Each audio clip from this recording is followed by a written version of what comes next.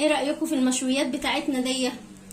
وهنا عاملين تومية، وعاملين هنا اللي عايز يعرف رحمة الله وبركاته. اللهم صل على محمد وعلى اله واصحابه اجمعين. ازيكم يا احلى متابعين واحلى مشتركين عندي في قناة يوميات منى شانل. طبعا النهارده بقالي كتير ما صورتش معاكم ولا عملت معاكم اكل. النهارده راجعين بفيديو جديد جدا جدا. بس قبل ما نبدا في الفيديو ما تنسوناش في اللايك والشير والاشتراك وتفعيل الجرس عشان يوصل لكم كل جديد يا احلى مشتركين واحلى متابعين عندي. والحمد لله انا ربنا شفاني، نحمد ربنا ونشكره. انا ما كنتش بصور معاكم ولا حاجه عشان كانت ايديا تعباني، بس والله لسه تعباني. بس طبعا الاكله دي ولادي عايزاها مني من بدري، وانا ما صدقت فقت شويه وقلت اعملها لهم. بس قبل ما نبدا بقى ما تنسوناش في اللايك والشير والاشتراك، وكل اللي اشترك عندي جديد متشكره منكم جدا جدا جدا. ويلا نشوف احنا النهارده هنعمل ايه. النهارده كتير بس صراحه ما تعبت ايديا، يعني ما اتحرقت وكده ما عملتش. هنشوي النهارده بنات مع بعض فراخ. دي فراخ انا مسكتها مقطعتها كده اهي قطع كده صغيره بالمنظر ده كده اهو اهي، وغسلها حلو جدا بالمنظر ده. وهنشوي كفته لحمه مفرومه، ومعايا لحمه هنا كنت متبلاها، هقول لكم التتبيله ايه. ومعايا هنا ميه بصل، ومعايا عسل، ومعايا بصل برضو ده اللي هو القشر بتاعه، بس انا مصفيه ميه البصل دي عشان نعمل بيها الفراخ ونعمل بيها الكفته. معايا هنا بقى كل دي تتبيلات بقى المشويات. هنا معايا كاتشب، ومعايا مستردة، ومعايا صويا صوص، ومعايا دبس رمان، معايا سماق، معايا فلفل. اول طبعا اقول لكم على تتبيله اللحمه بنات. تتبيله اللحمه برضو حاطه عليها ميه بصل، وحاطه عليها كاتشب ومستردة وصويا صوص ودبس رمان، وحاطه عليها سماق وملح وفلفل وبهارات لحمه. بس ده اللي انا وعسل. ده على بهارات اللحمه. هنتبل طبعا دلوقتي الفراخ، وحاطه عليها ليمون. هنا الفراخ هننزل عليها هننزل عليها ميه بصل كده. هناخد بس مش هناخد كتير اهو، وهنسيب حبه عشان نتبل بيهم. لا مش هنحط ميه بصل في الكفته بجد. فاجئتيني فاجئتها. هنحط هنا عسل اسود. ما عندكيش عسل اسود حطي سوري. طبعا رومان قفلت عشان بديت عشان بقول لكم عسل اسود. ده عسل ابيض معلش كيلو ملح. هنحط تاني يا بنات؟ هنحط سماق. ده بيبقى حلو جدا للمشويات اهو اهو سماق. هنحط فلفل اسود، حبه فلفل اسود كده. هنحط تاني؟ بابريكا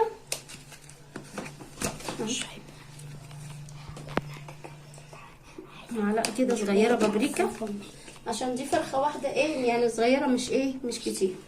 هنحط هنا ده مستردة اهي. دي تتبيله الفراخ اللي انا بتبل فيها الفراخ، بتخلي الفراخ طعمها حلو جدا. هنحط برضو حبه كاتشب زي ما انتم شايفين كده بنات. هنحط هنا صويا صوص اهو كده زي معلقه صويا صوص. وهنحط دبس رمان اهو بالمنظر ده كده. ومش هنحط طماطم، احنا حطينا طبعا كاتشب. كل ده هنمسكها بقى نتبلها زي ما انتم شايفين كده. وهنحط برضو نص معلقه بهارات فراخ بالمنظر ده كده. هنقلب بقى كل الخلطه دي كلها حلوه كده ببعض كده اهو. بصوا يا بنات انا هنا بقى هقلب كده بايديا حلو جدا اهو. طبعا احنا هنعمل مع الاكل ده؟ هنعمل رز بسمتي، وهعمل سلطه بجد اهو.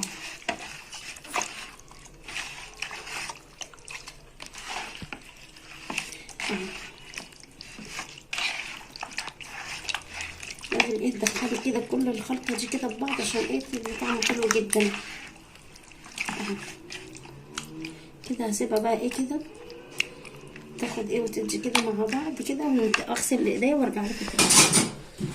بصوا يا بنات معايا هنا اللحمه المفرومه برضو هتبلها هنزل عليها بايه، بحبه بصل كده، بحبه سوري، حبه عسل صغيرين كده خالص اهو بالمنظر ده كده. وهنزل عليها بايه، ببصل كده اهو، بس هنقص منه حبه عشان حاسه ايه كتير.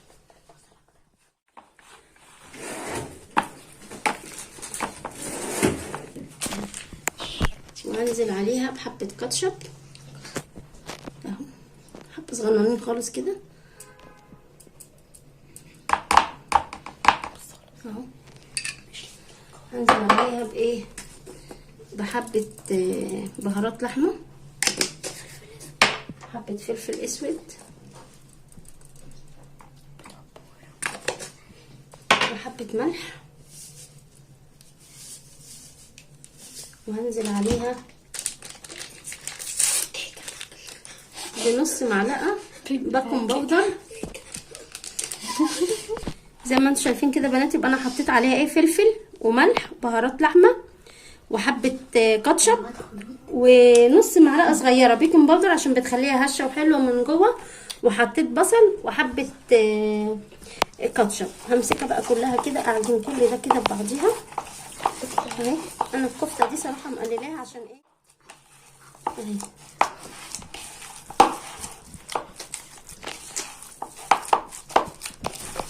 زي ما انتم شايفين كده بنات، هقلبها بقى كلها، لازم تتقلب برضو ببعض حلو جدا اهي.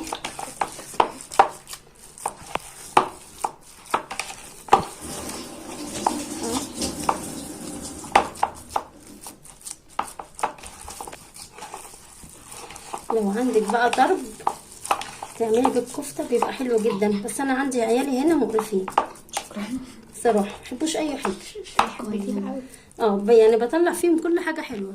زي ما انتوا ريحه طويله اهي بقى شهر بالمنظر ده كده. ورون بتقول بقى لها ايه كتير في التلاجة، هي كل ما تطلع تقعد في التلاجة بتحلو. طبعا انا اعمل لهم ايه، ايديا والله كانت محروقه جامد جدا، ما كنتش عارفه اعمل اكل خالص خالص خالص. وروان هي كانت متوليه بالموضوع ده وهم ما كانوش بياكلوا الحمد لله. زي ما انتم شايفين كده. وتبلت هنا الفراخ اهي برضو بالمنظر ده، وتبلنا اللحمه المفرومه الكفته. هنسيبهم بقى على جنب كده لغايه ايه، ساعه ساعتين، او تتبليهم قبلها بيوم، بتبقى حلوه جدا. ومتشكره منكم من تعليقاتكم ومن كلامكم الحلو ليا.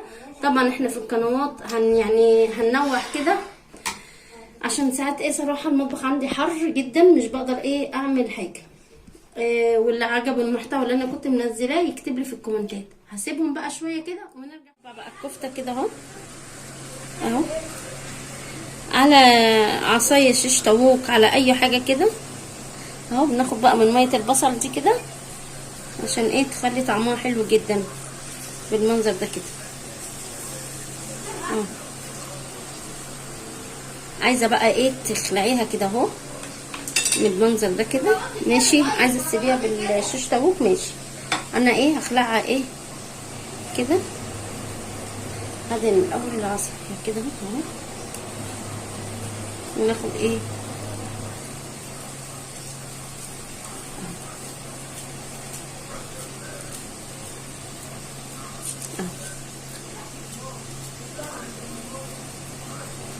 بالمنظر ده كده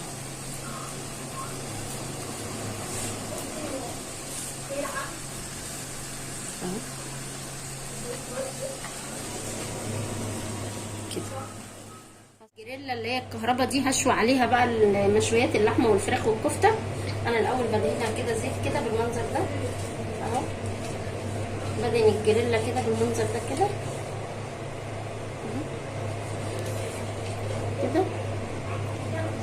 وهنشوي الاول ايه اللحمه عشان هي ايه بتغيب شويه اهو. بسم الله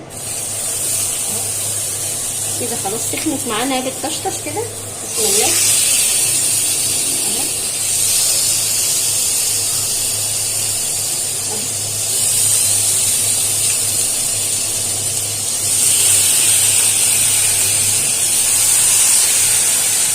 بسم الله ما شاء الله. شايفينها بتعمل ازاي يا بنات؟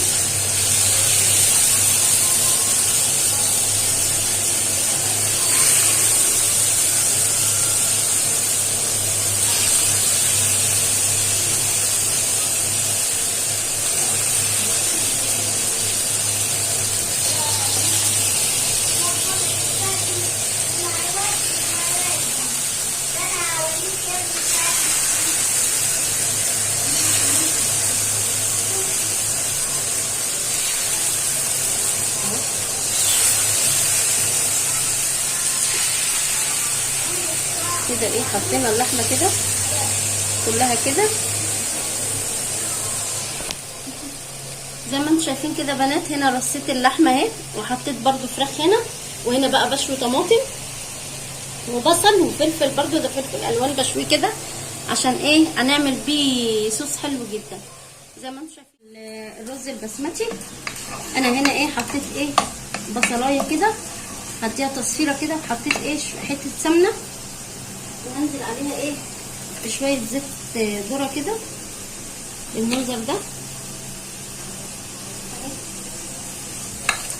وانا بقى ايه بشوح فيها ايه كده، هنزل عليها بالايه،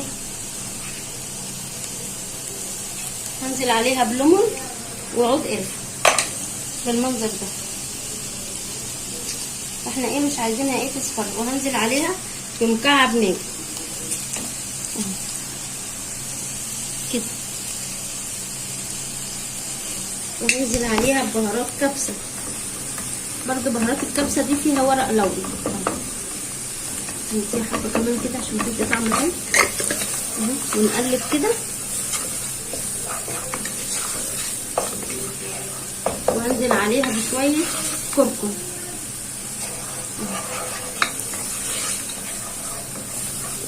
كده ايه، وهنقلب كده، نفضل نقلب فيها كده اهو بالمنظر ده.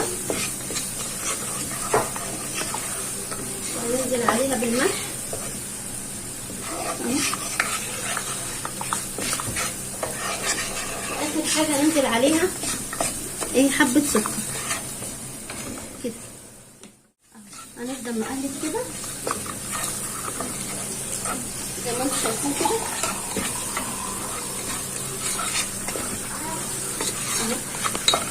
طبعا ومعانا الحاجه ايه بتتشوي، هنزل عليها بالميه اهو كده،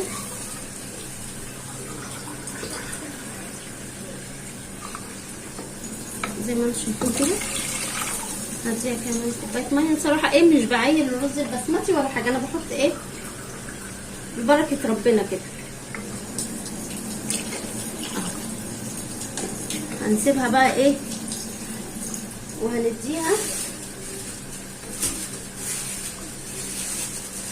حبه فلفل الوان اهو، معايا حبه فلفل الوان كده مفرزين، هنزل ايه عليهم بيها كده اهو اهو، نديها حبه كمان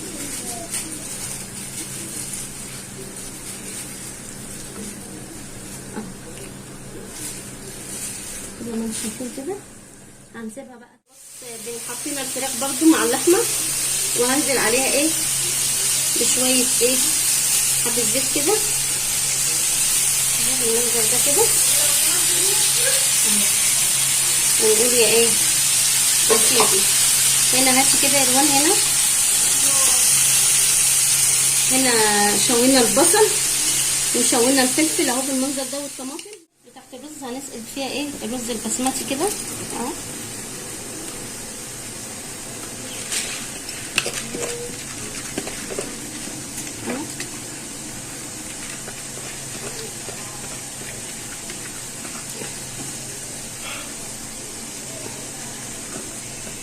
بالمنظر ده كده، وهنقلب. بس هو عايز ايه شويه ميه تاني، عشان طبعا الرز البسمتي بتحطي له ميه اكتر من الرز البلدي بتاعنا.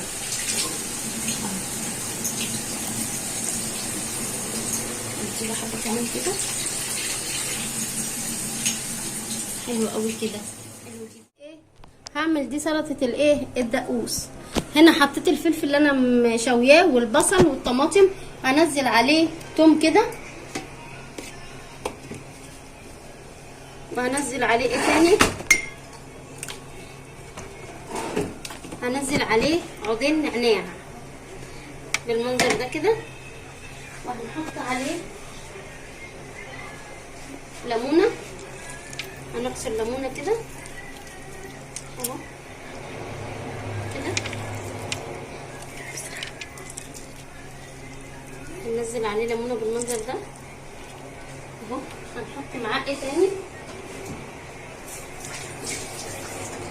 معاه حبة ملح، وهنحط معاه حبة كمون. فين الكمون؟ هندور على الكمون اهو، جبنا الكمون اهو.